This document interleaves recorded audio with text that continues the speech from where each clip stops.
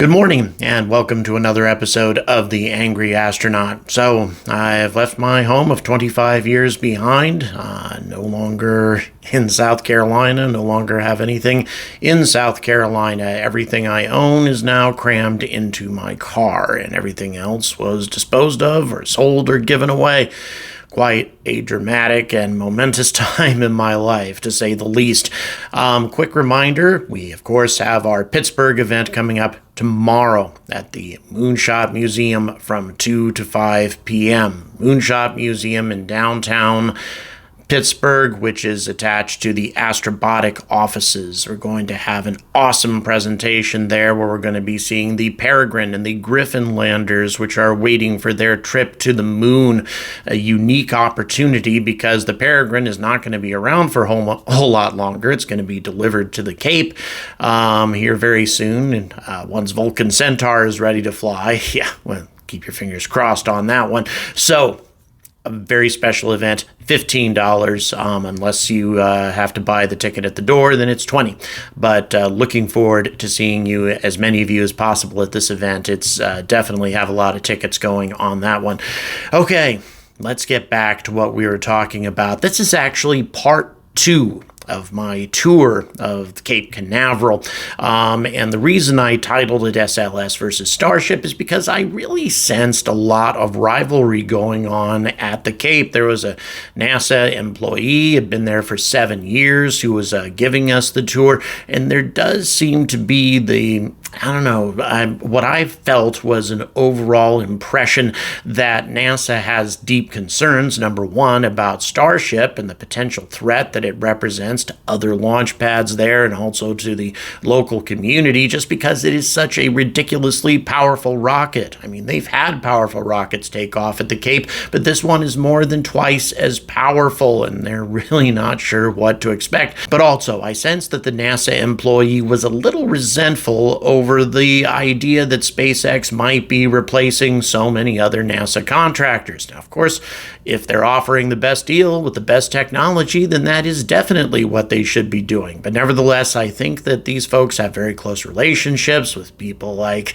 Boeing, people like Lockheed Martin, other companies that are contributing to SLS. And this is the sort of thing that became especially apparent on the night of the launch.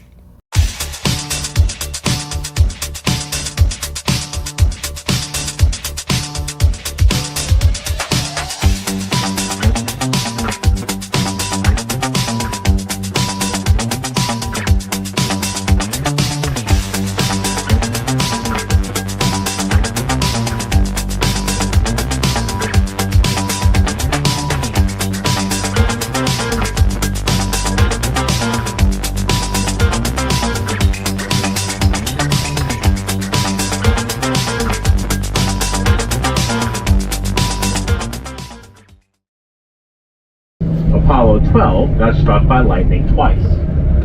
Here's the story. Apollo 12 takes off. As I say, gets struck by lightning twice. Shuts off all the onboard computers. No lights, nothing works. There's flame coming out. That's about it. They have 90 seconds, a minute and one half to figure out what to do, or they abort the launch. So let's fast forward to today. What do you do when your internet stops working? Turn off and on again. Yeah, you reboot. You unplug, count to 10, plug it back in. Generally speaking, that's how they fixed Apollo 12. You have quick emergency reset. Even with a rocket, turn it off, count to 10, turn it back on. Everything came back up, went to the moon for the second time. Sounds simple, but some things don't change. Now, when you talk about odd things that happened during Apollo, let's talk about Apollo 11. Because we almost got stuck on the surface. In fact, we would have been stuck if it was not for a ballpoint pen spring and a stick of gum. So we landed on the surface, time to go back. Climb up the ladder, flip the circuit, and the fuse blew. Now we're stuck on the moon. So one of them took out their zero gravity ballpoint pen, took out the spring, replaced it with the old fuse, and it completed the circuit. The only problem was Every time they went to close the circuit, it would bend the spring, which would shoot back at them. So one of them took out a stick of gum, which was not on the astronaut checklist.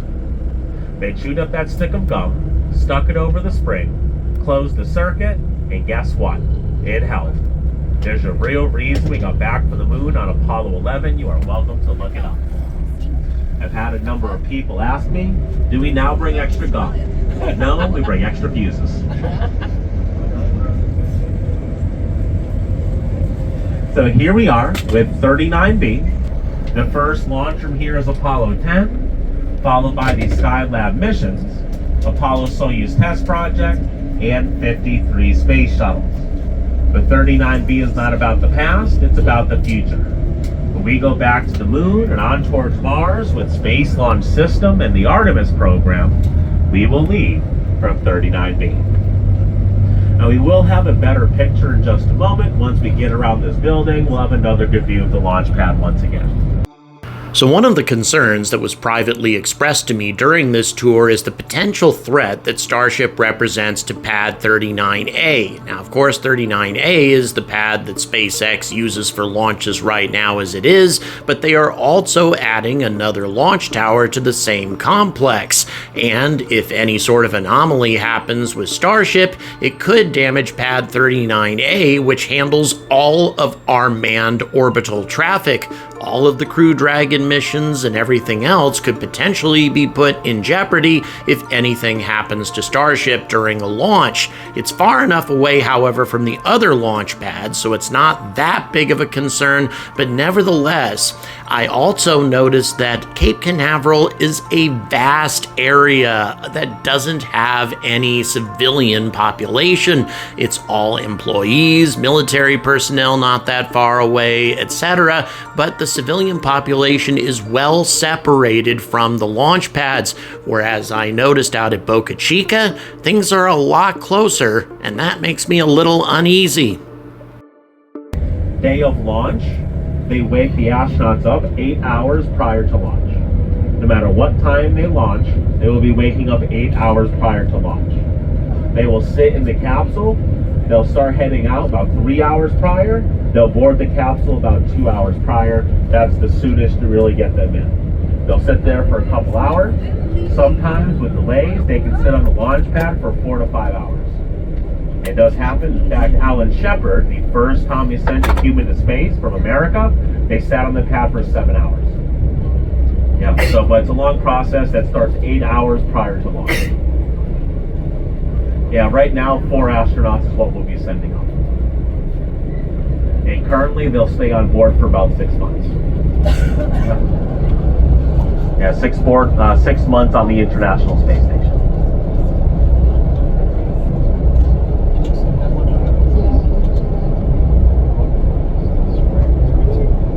Would anyone like to volunteer to be a NASA tour guide for the rest of the day? I'm giving you a lot of information that should cover the rest of my tours for you guys. No, I like my job, just hired. Now it goes. Alright, so we are about to now head towards the vehicle assembly building. John Glenn becomes the oldest human in space from 39B when he was 77 years old and spent 2 weeks on Discovery. Imagine that, 77 and in good enough shape to spend 2 weeks in space. This is kind of a joke, but not really. Imagine how great his back and knees must have felt. I know compression, floating around must have felt great. I'm 31, I could use one of those flights. Now compression does really affect us here on the surface with gravity. A great example would be the Kelly brothers, the 2 identical twins that are astronauts. One went to space for a year, the other stayed here on the ground. When the astronaut came back from space after nearly a year, he was about 2 inches, about 6 centimeters taller than his identical twin. Right, that's how much you decompress in space over a year compared to being stuck on the ground under the effects of gravity. Now, dealing with gravity and of course no gravity is something we have to learn to deal with. when we want to go to Mars and back, right? There's less gravity on Mars than the Earth, and of course no gravity as we're flying out and back. So that's one of our hurdles. We need to prepare our bodies for these long duration space trips. Another thing we have to worry about would be radiation, right? We need to keep our humans healthy on the way to Mars and back. We still have no way to deal with the radiation that's cost and weight effective. So what do we do in the meantime? Well, in the meantime, we go to the moon. The moon is the perfect training ground for Mars. It's a lot closer. There's less gravity than the Earth, but still there's less than Mars, but still it's a good place to train on a physical surface with less gravity than the Earth. The other reason we're wanting to go to the moon would be resources. One of them would be water. Yes, there's water ice on the surface of the moon in the dark parts of the craters, especially on the far side. Now that water can be used to make breathable air, drinking water, and rocket fuel. Now, we found enough ice back in 2008 when we first discovered it to launch 1,000 space shuttles. We're finding more all the time. So this will be a resource we can really utilize on the moon, water. Please think of how heavy and difficult it is to bring that stuff with you. What if you can find it on the way to deep space in a place with less gravity? So the idea is go from the Earth to the moon, gather up your resources, then you head out towards Mars. So what are we doing to make this happen? Something called Gateway. Gateway is the new ISS, but going around the moon. It's a platform to transition down to the surface, which means it's a space station with multiple lunar landers for going anywhere on the moon. It's a new space station just going around, but then it's part of the Mars ship for all the reasons I just mentioned. So you can either go from the Earth to Gateway, where you can stay on Gateway, head down to the surface of the moon, or part of Gateway breaks off to rendezvous with another Gateway sent out ahead of time, already going around Mars. If we're going to jump throughout the solar system, the easiest way to do this would be to set up checkpoints along the way. That starts with the moon, Mars, and of course beyond. Now when we say beyond, right, not a lot of places we could go in our solar system, right?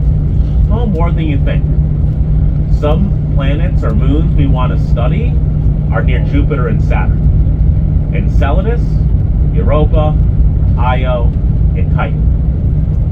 Europa and Enceladus are moons with ice shells around their core with oceans of water underneath. So big ice shell on the outside, ocean of water, and we think it's very similar to other moons and planets we find in our solar system, but water, right? That's the big one. If we can find water, we could find life. When it comes to Io, Io has volcanoes. Now, when you think about volcanoes, or even these volcanic vents we find in the ocean, it's usually teeming with single-celled life around the edges, right? That's something we think we can find on Io. Now, when it comes to Titan, Titan is the only other place in our solar system that has lakes. But the thing is, it's lakes of liquid methane. But at the same time, methane is a building block for life, which means there is a chance that instead of being nitrogen-based life forms like we are, they could potentially have methane-based life forms. In the late 2030s, we have a plan to send a mini-sub to Titan to explore one of its methane lakes. Now, there's a lot of really interesting things in our solar system besides our 8 planets. Definitely look into all those moons around Jupiter and Saturn, and of course look into what's called the Kuiper Belt, the string of dwarf planets out beyond Pluto. First thing we're coming up on says nasa.gov/Orion. That is a model of a launch abort system. If there is an emergency, it sits on top of a capsule like a hat, and if that emergency occurs, the booster fires, breaks the capsule away from the rocket, it will drop the crew down to safety. For all of you trying to take pictures, we're going to get off the bus here. Don't worry, I'll find a chance to take pictures and get better pictures in just a moment. This American flag is a small section of the American flag up on the building, so you can see how big it really is. That tank would wait for you at the base of the launch pad if there was an emergency. It's an escape vehicle. And that bridge is the actual crew access arm from 39A. So if they were a space shuttle astronaut that left off pad A, that is the bridge they walked across to get inside their space shuttle. You are welcome to walk across it as well. So it was at this point that our guide opened up to me a little bit and told me about his personal experiences in regards to the SLS launch that took place last year. He was standing right by the vehicle assembly building when it happened. I mean, I can't imagine a better vantage point to watch a more spectacular launch, except perhaps when Starship takes off. And during this launch, so he says, there were quite a number of people who had been involved in the whole SLS project who were spouting obscenities at Elon Musk, or shouting, shall we say, towards the SpaceX facilities not that far away, as SLS climbed up into the heavens. And I have to say, I cannot blame them terribly much, because we're not just talking about Boeing here. There are a large number of companies involved in the construction of SLS who have poured their blood, sweat, and tears into this damn rocket over quite a number of years, and now they're being told that it's already a piece of garbage, it's overpriced, and it needs to be replaced. Even though that may be true, I'm sure they're not terribly happy to hear all of that, and if I were them, I probably wouldn't have been very happy to hear it either.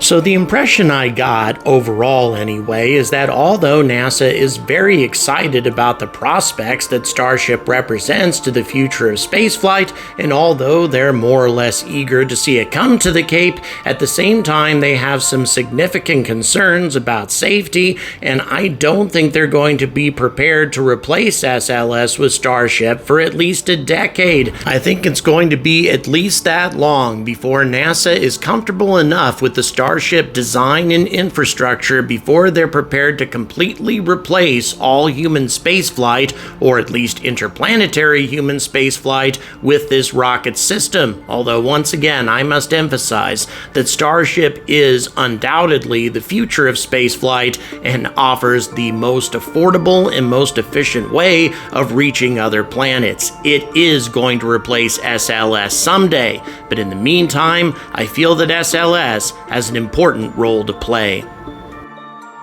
Starliner. That is the newest capsule for NASA's Commercial Crew program. Now, commercial crew means we are outsourcing low Earth orbit to private companies, so NASA can focus mainly on the moon, one day making it to Mars. Did any of you see, at least on the news, NASA sent astronauts to the space station this past week? If you did, that was SpaceX Crew 7. That was the 8th time SpaceX has sent people to the space station under NASA's Commercial Crew program. Now, Boeing is the other company. They hope to launch for the first time in March with people. They'll send 2 astronauts to the space station for an 8-day stay. Now, while we were in that plaza, did anyone see a big blue door that said home of the X-37B? And just over here. Does anyone know what that is? Good, because it's a secret. We'll just leave that there. Okay, so what we can tell you, it's an unmanned military space shuttle that can spend years in space at a time. It is big enough to deploy its own satellites. It is small enough to be deployed out of the back of the space shuttle. We don't know a lot about what it does. Mainly we just know it's there. It recently spent 908 consecutive days in space. So imagine a small space shuttle the size of a 14-passenger van.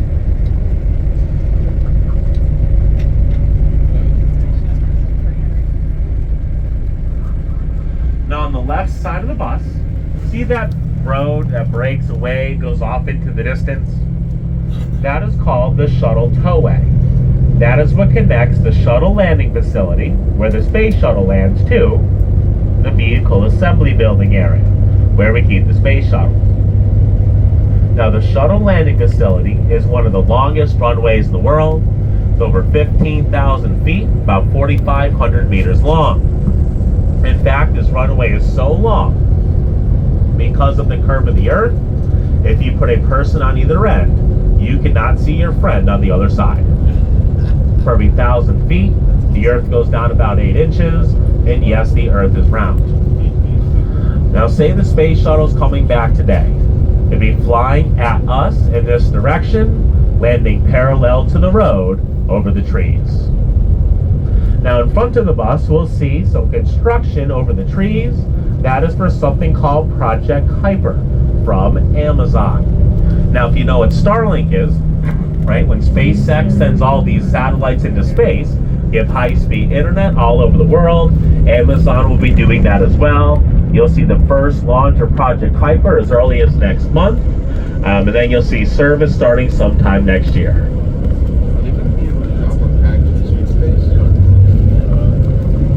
All right, folks, this brings us to the end of our tour. I hope everyone enjoyed the tour. We will drop you off here at the Apollo Saturn V Center. You will not be coming back on this bus, so please grab your belongings. We will line you up at a set of double silver doors, go into a pre-show about Apollo 8, talks about first time we sent humans to the moon on a Saturn V rocket. Then you'll go into the actual firing room from the Apollo days. We took it out of the Launch Control Center, put it inside this building, do a great launch sequence from 3 minutes before launch until the window starts shaking.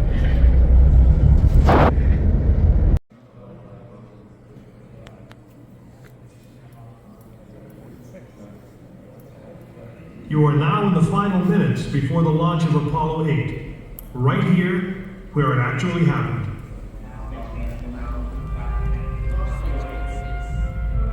Mankind is about to leave his planet behind and journey to another. It is one of those rare moments when history is not being made, destiny is being embraced.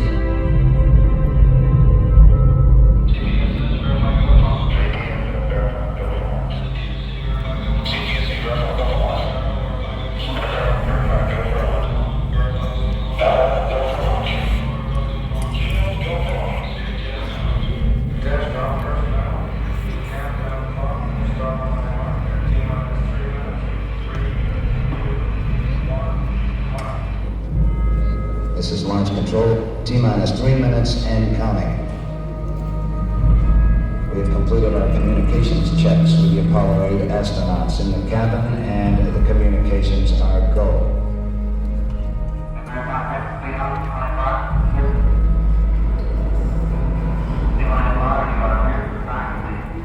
During this period, once we do get the firing command, the various tanks within the 3 stages of the Saturn V launch vehicle begin to pressurize. We have firing command. The firing command is in. We are now on the automatic sequence. T-minus 2 minutes, 20 seconds, and counting.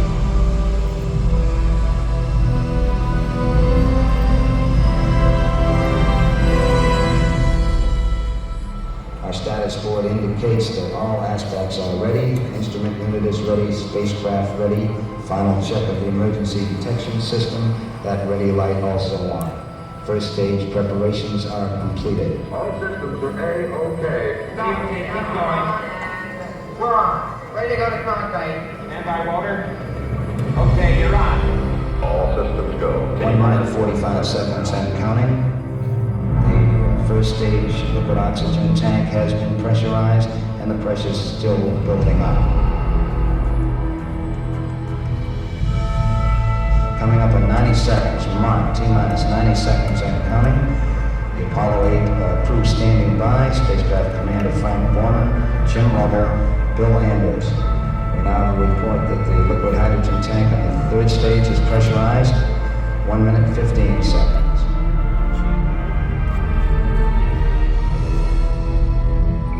All third stage propellants pressurized at this time as we come up on the 60-second mark on the flight to the moon. T-minus 60 seconds and counting. The vehicle now is completely pressurized. We're coming up on a power transfer shortly.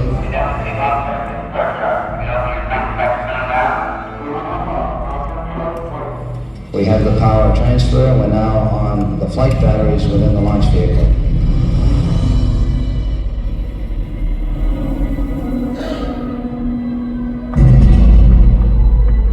Final reports coming from Frank Borman at this time. Final look at the switch list aboard the spacecraft. 20 seconds, all aspects. We are still in go at this time. T-minus 15.